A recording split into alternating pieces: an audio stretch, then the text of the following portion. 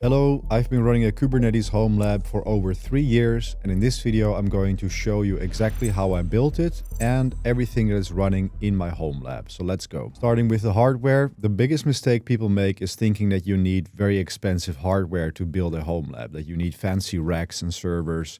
Well, you don't. Like, my home lab is really ghetto. So the main machines I use are HP Elite desks. So HP Elite Desk 800 G2 Mini. I'm using i5 versions with 16 gigabytes of RAM and i3 versions with 8 gigabytes of RAM. I have about 6 of those all clustered up, and this is an amazing setup for a Kubernetes home lab. And that's also the beauty of Kubernetes, because it allows you to cobble together whatever hardware you have on hand and just use that. So other options, really good options, are Raspberry Pis. If you're doing this for learning. If you're actually hosting heavy applications, I don't really recommend using Raspberry Pis, but if you're just learning Kubernetes, it's a great option. And also Lenovo ThinkCenters. These are also good options for this kind of setup. So using Think lines. And the good thing about this is that you can get these really cheap because this is refurbished enterprise hardware. So here in the Netherlands, there are companies that specialize in buying up this old hardware, refurbishing it and selling it for pretty cheap. Like, these go for maybe $150. You can get them very cheap. So you can build a really nice home lab that way. The second machine that I recently started using is a Minisforum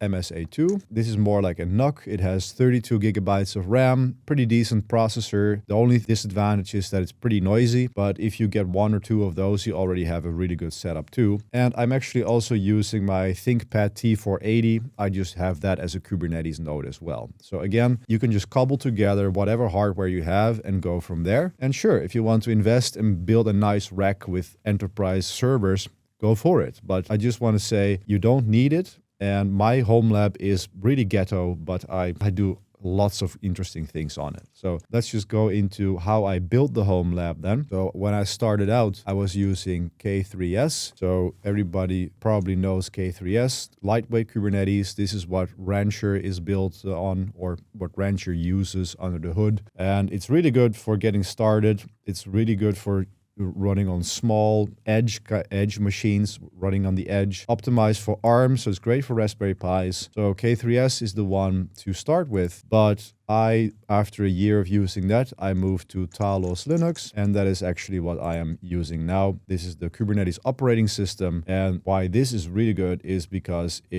basically, you install it, it's an immutable OS, and it takes over your whole disk, and you don't even get an SSH endpoint. It's a completely secured, completely hardened operating system that only exposes the Talos API that you can then apply configuration to. So you cannot even SSH in there, so it's super secure, but it is its own rabbit hole, and I don't recommend this for beginners, but it is an amazing piece of software, and I've been using it for 2 years now and absolutely love it. So that's what I use. In terms of cluster architecture, I'm actually using 2 clusters in my home lab. The first cluster is Mimir. This is where I'm running all of my, let's say, data and stateful workloads. So here I'm running my Postgres databases. I have about 9 of them running right now, and I'm going to show you exactly how that works in a second. And this also contains my self-hosted Git server, which I'm going to show you in a second too. The second cluster that I have is called Jotunheim, and this has my main applications. And basically anything in Jotunheim is supposed to be completely stateless. So the idea here is that Jotunheim is also the cluster where I also will apply updates first. So all of my infrastructure upgrades, when I upgrade my CNI, etc., I will first do it on the application cluster.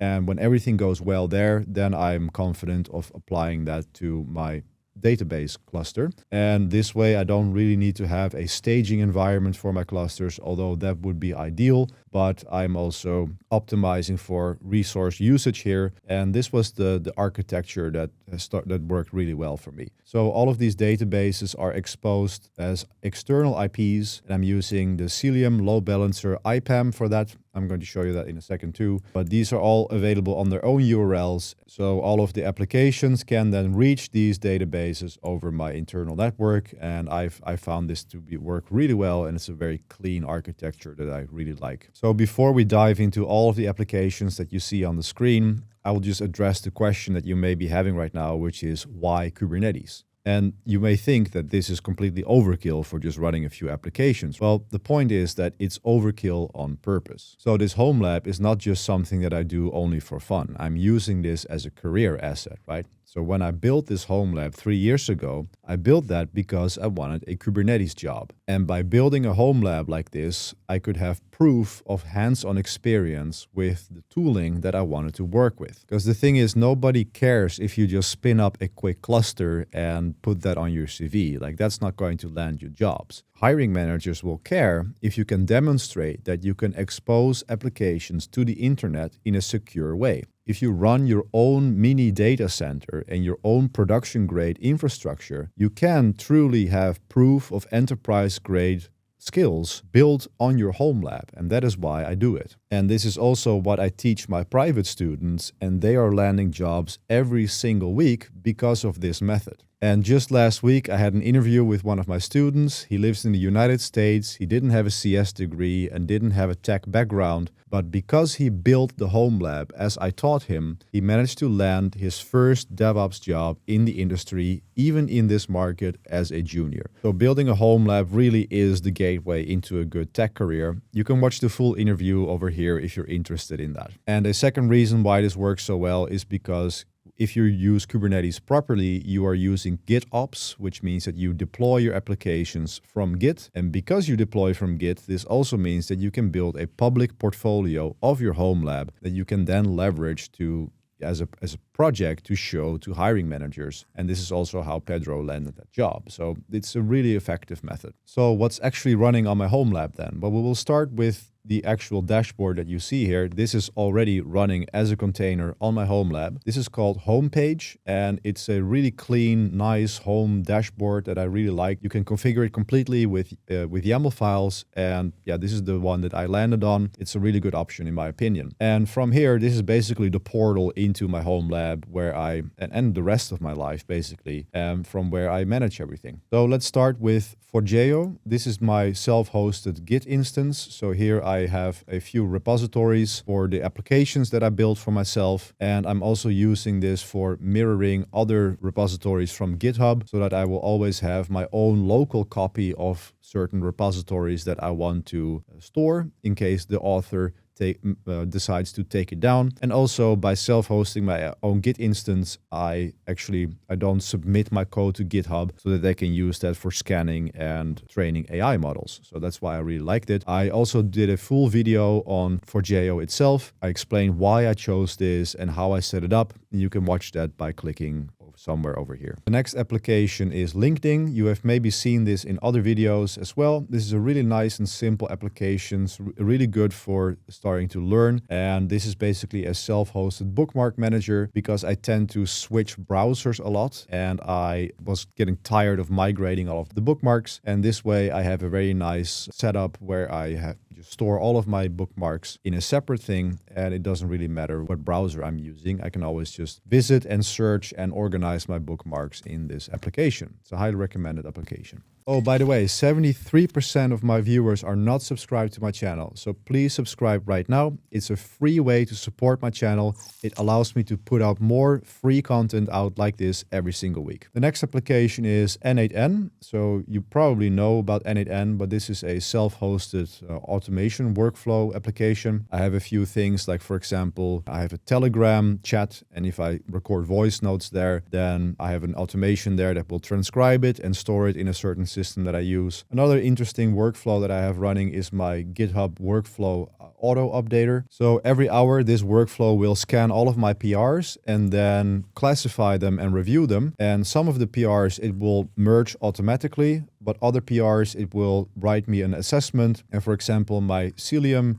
needs an update here. And because that's a critical infrastructure component, it then will tell me that I need to review this. But if we check the pull requests, which have been closed, and we will also see that 1 hour ago it has closed or merged a few other applications on its own. My home lab infrastructure is actually being managed by AI to some degree. So I don't even have to review all of the upgrades anymore. This is just handled by an AI workflow, which is really good. So this is a very, very nice use case of N8N. I have a few more workflows in mind, but if you're interested in getting this workflow and knowing more about how I deployed N8N, check out the link below in the description, because that guide will provide some information about that as well, completely for free. The next application is Paperless. This is a relatively new addition to my home lab. This is a place where I upload documents and it will then scan them with OCR, and then I get a searchable database of all of my paper documents. It's really cool. I have not played with it too much yet,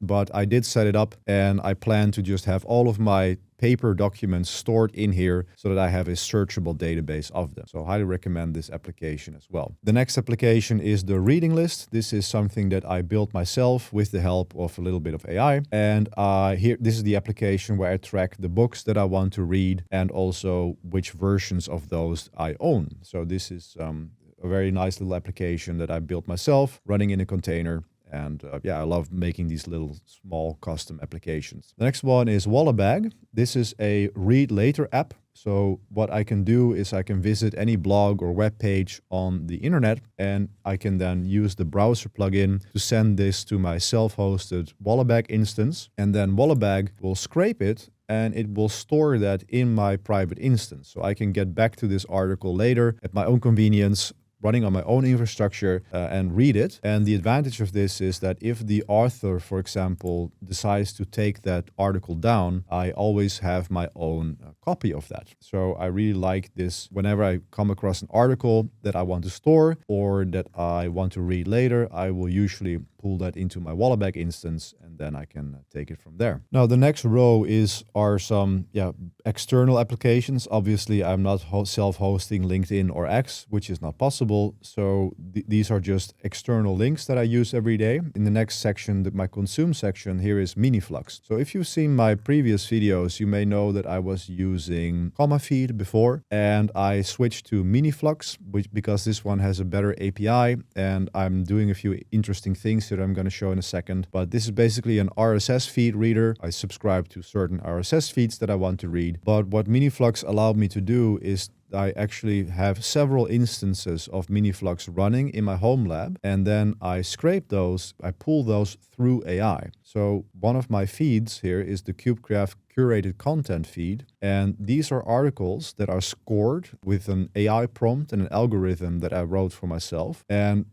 based on this score, I can determine if an article is worth my time or not. So I basically have a pre-filtered list of content that that my AI deems useful for me and my business. So for example, why Kubernetes is retiring Ingress and Nginx. This is, of course, very relevant to me and my business. And then I also get a AI-generated summary here with all of the main points and all of the takeaways and the wisdom. So I already have a very quick overview of the content, and then I can go and open that article and read it at my own convenience. I think this is a really nice setup, and I'm always expanding on this more and more. But this really helps me to zone in on the content that I actually want and should be consuming, rather than just letting the algorithms, like the social media algorithms, decide what I consume. So I'm very, very intentional with this kind of stuff, and Miniflux is helping me with that. So it's a great application. Works really well so far, has a good API.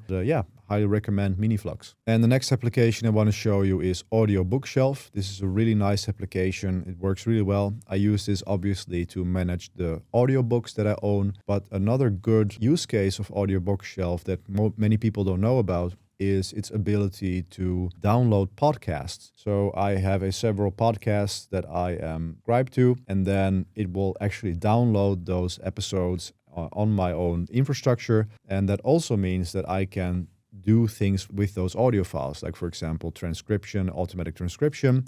I haven't set it up yet, but so my plan is to also pull this into this content system that I'm building, this content curation system, and Audio Bookshelf allows me to do that. This is a really interesting use case of Audio Bookshelf that I really like. So another great application, I've been using this for years. I support the project, and it's a really good application. So highly recommended to check that out. Now, the next project I will show you is what I call quantified self. And this is also a segue into my database setup. But basically what I do here is I wear a Whoop and I wear an Aura ring, and I gather all sorts of metrics about myself from many different sources too. But these are the ones that I want to show you. And then I scrape those APIs and I store them in my own databases. And what this allows me to do is to query those databases and visualize them in Grafana dashboards. And yeah, this is very nerdy and very geeky, but I absolutely love doing this. And what this allows me to do is to have a copy of that data always stored on my own infrastructure, so that whenever one of these companies goes down or they decide that I cannot use their service anymore, at least I will always have a copy of the data that I've gathered of myself over multiple years at this point. So these are just SQL queries that I then use to create these visualizations. So obviously, to run a query like this, you need a database where this data is stored in. And now I'll show you how I do that. So I'm now connected to my dev container. I always work inside of containers. I don't have kubectl installed on my main system.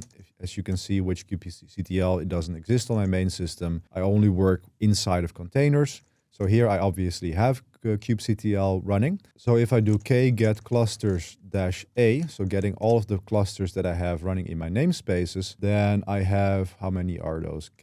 K-get clusters, and then let's count the lines. I have 13 lines, and if you exclude the top line, so I have 12 clusters running on my Kubernetes cluster.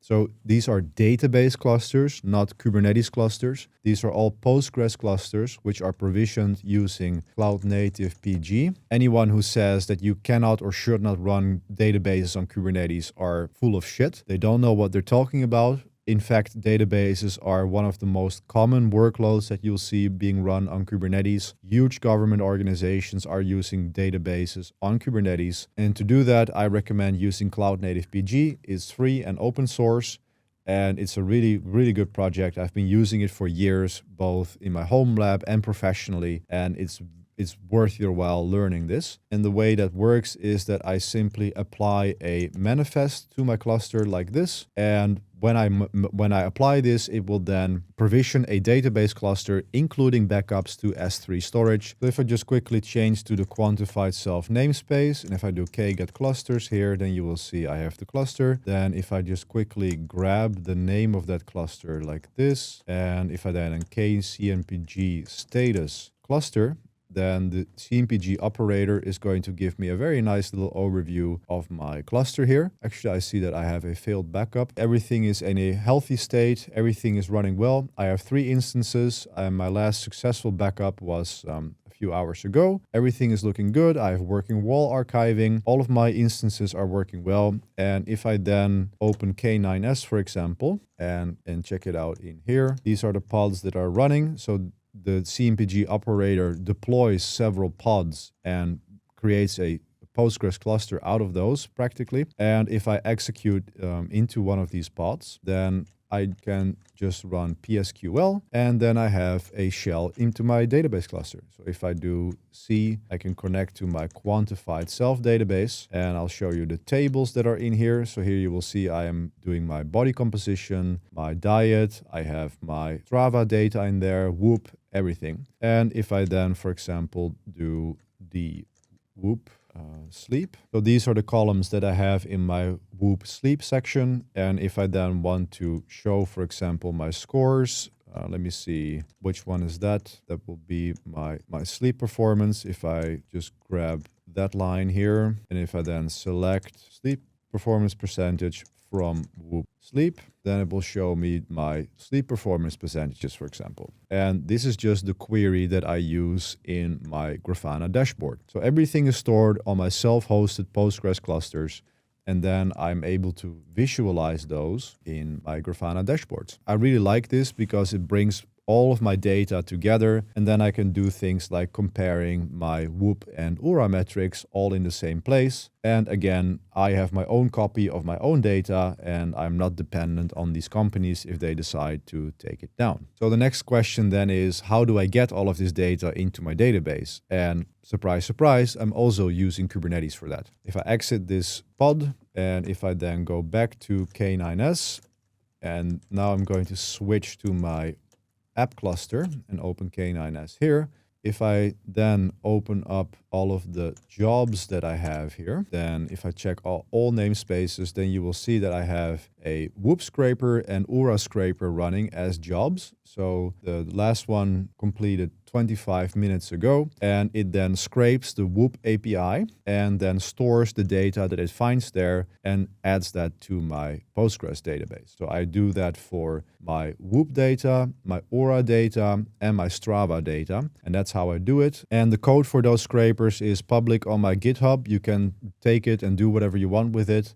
Just know that it's very bespoke and tailored to my own setup, but maybe it is some source of inspiration for you to build your own scraping setup. So both the URA scraper and the WHOOP scraper are there, and I'll link them down below as well. So in terms of infrastructure for my cluster, so all of the non-application components, we've already talked about how I run my databases, but for my monitoring, I obviously use Grafana and Prometheus. So I'm just using the standard Kube Prometheus stack. And this also gives me all of the standard dashboards to monitor my resource usage on these clusters. All works really well. But monitoring is completely useless if you don't alert, if you don't have notifications set up. So monitoring is useless without alerting. And I have a pretty decent alerting setup where all of the applications are being monitored. And if an application goes down, I will be notified via Telegram. So it's a really nice setup I'm really satisfied with. I'm using the Grafana Alert Manager and not the Prometheus Alert Manager. And this is one of the things that I teach my students, that if you can use Grafana for something, then do that, because basically the industry has decided and Grafana is the way. Prometheus Alert Manager is pretty old and it's better to do it with Grafana. Let's just keep it at that. Another interesting piece of infrastructure is Uptime Kuma.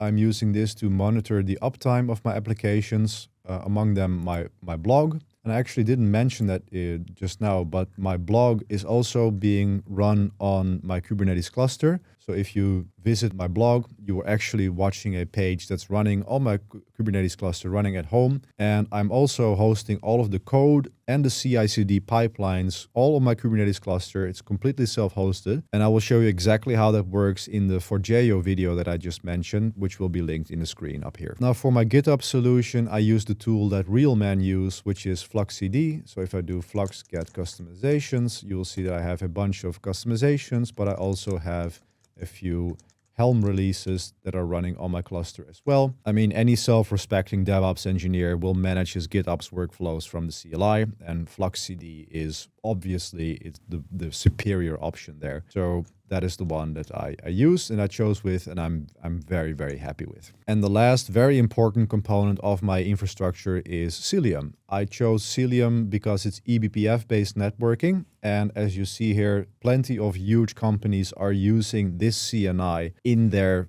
production infrastructure. And again, as I mentioned in the beginning of this video, my home lab is a career asset. I'm using my home lab to develop myself as an engineer. And in that context, Cilium was the obvious choice for me. So I'm using that. It's very advanced. There's tons of stuff to configure here, but it works really well. And another reason why I like Cilium is because I can do basically everything with it. So I can expose external IPs using the load balancers. I can create ingress resources, and I can use the gateway API all with one component, and I really like that. So it works really well, and that's why I chose Cilium. So everything you've seen so far has taken me years to learn, but if you want to build a Kubernetes home lab, you can use the free guide that is linked down below. So you can save a ton of time and learn from all of the mistakes I made. It also includes the code for the n@n workflow that I just showed you earlier. Well, that's it. That's all of the applications and the infrastructure that's running on my Kubernetes home lab. Let me know in the comments if this gave you some inspiration. Which of these apps are you going to be trying yourself? Check out the free guide that is linked down below, and I'll see you in the next video.